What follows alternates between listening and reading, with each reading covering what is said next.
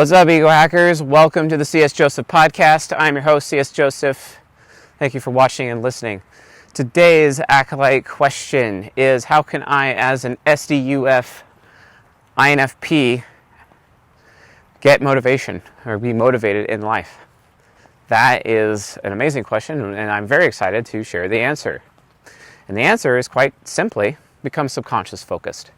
SDUF types are unconscious focused. Unconscious focus, from the perspective of the octagram, basically means that they are very outward with their deadly sins. They're outwardly slothful, for example, but they're also outwardly prideful. And to other people, they look super lazy and they look very prideful. And it's these things that are holding them back from being productive in the context of their life. And it's because ultimately they're looking for the cognitive origin of authority, primarily, as well as the cognitive origin of validation.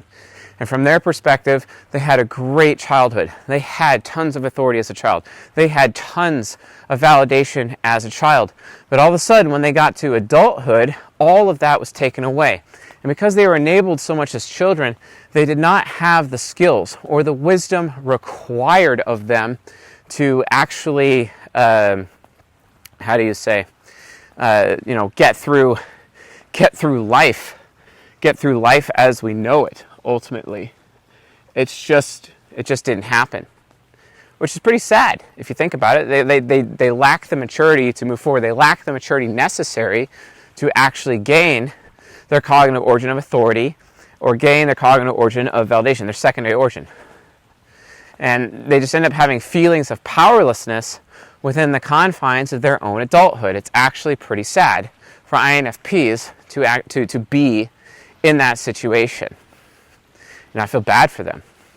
SDUF types have that decay energy where they just decay things around them, but they're actually in a state of self-decay with their nurture.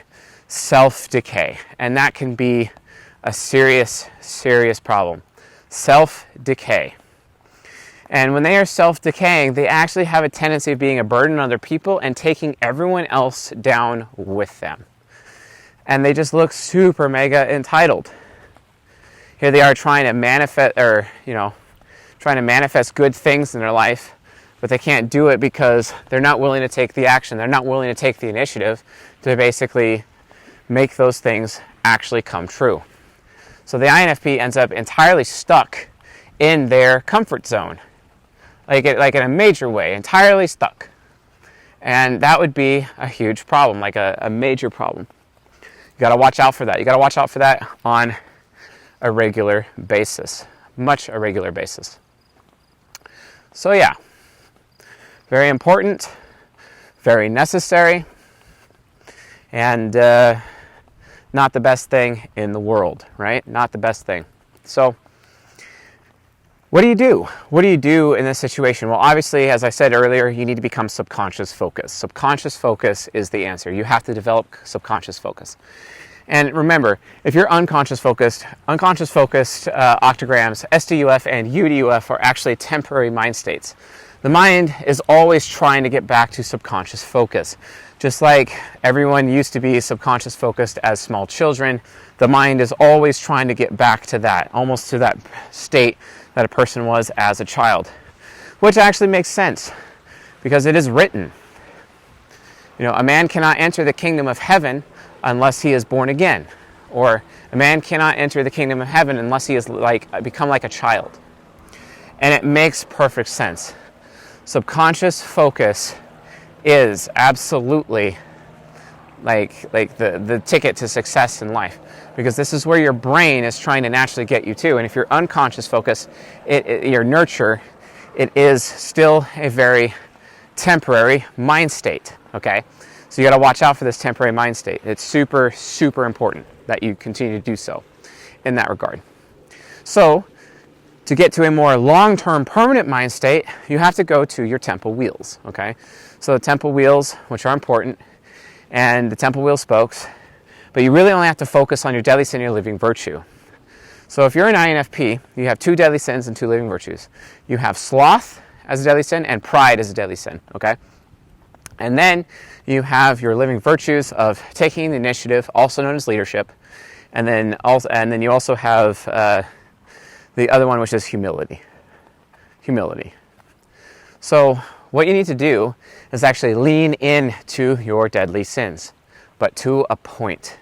Because the INFP is very interest-based. They're aware of what people get out of certain situations. They're aware of what they get out of situations.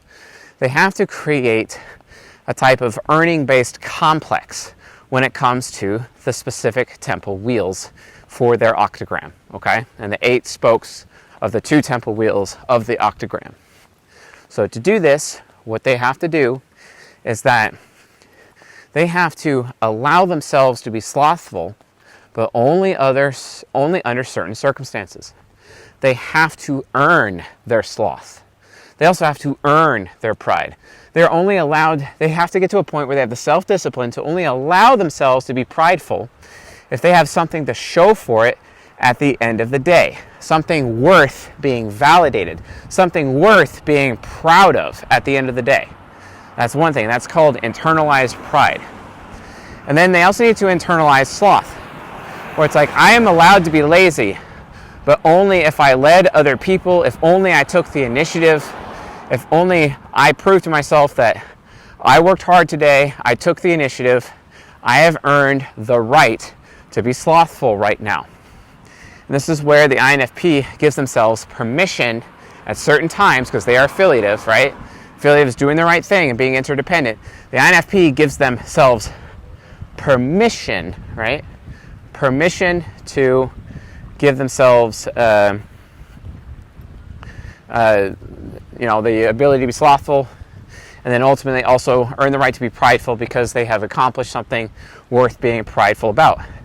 And they don't allow themselves to be slothful, and they don't allow themselves to be prideful unless those situations actually exist, unless that is a fact.